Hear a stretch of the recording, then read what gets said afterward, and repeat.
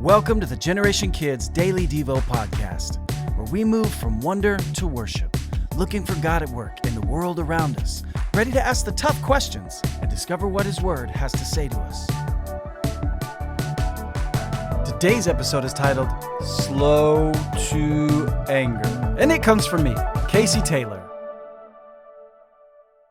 Kids, have you ever been in the middle of a really stressful season of your life, where day after day, and sometimes moment by moment, new stressful things seem to drop in your lap before you've really had a chance to deal with the previous things that were dropped on your lap? As you start to try and make a plan for how to deal with your bike getting a flat tire, you lose your textbook. And before you can start to plan for how to do your work with no book, your mom asks you to take out the trash.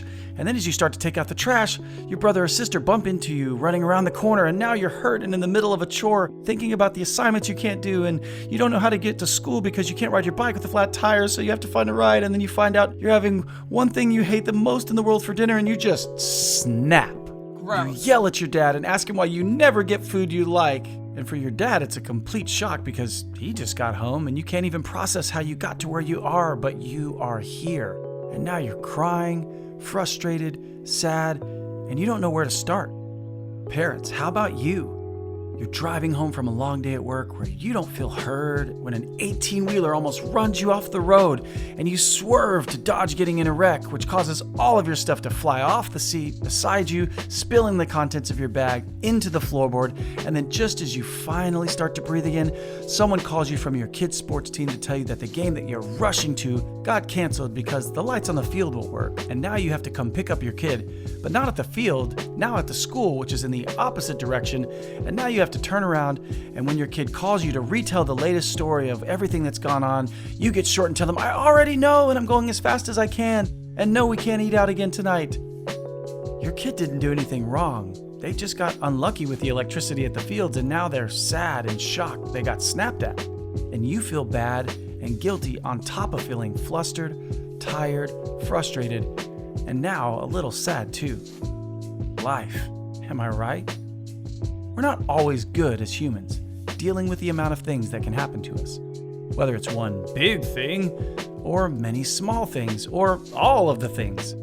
When life happens to us, our emotional well-being becomes very delicate and fragile. It doesn't take much for us to break, because we're just human, and we're mostly trying our best. And for those of us who are Christians, we also want to be the best representatives of Jesus that we can be.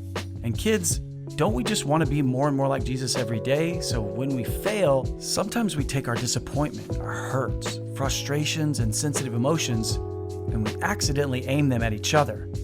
This is what humans do. But the Lord is gracious and compassionate, slow to anger, and rich in love. Matthew 1:45, verse 8. God the Father, if you haven't noticed, has a lot of things going on. What, with the billions of kids he has running around everywhere, and the fights we get in, and all the prayers he's got to answer, and the future he's putting into place, you'd think that when all of that was happening, he might get a little overwhelmed and lose it on us when we just blatantly ignore his commandments, or forget his promises, or just rebel against what he's called us to do. But in this verse, we learn that not only is God in charge, that he's gracious to us in our mistakes, understanding of who we are and how fragile we are, but also that he is slow to anger. He is slow to anger. He's not a loose cannon waiting to go off. He's not a live wire ready to punish anyone who touches it. He is able to take our messy, chaotic, and rebelliousness, and by his grace, his compassion, and love, he is patient with us, and he sits with us, listening to our fears, our frustrations, hurts, sadnesses, angers, and loss. And he doesn't get defensive, aggressive, or angry himself at us. He longs to hear our hearts and to help calm our thoughts and bring peace to our minds.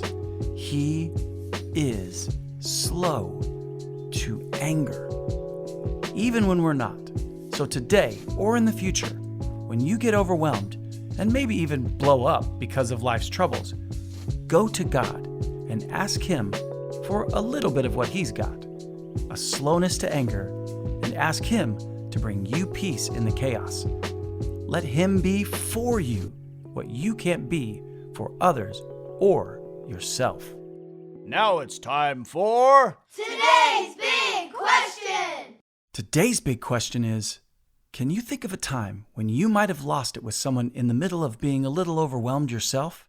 Who might you need to ask for forgiveness from as you thank God for His patience with you?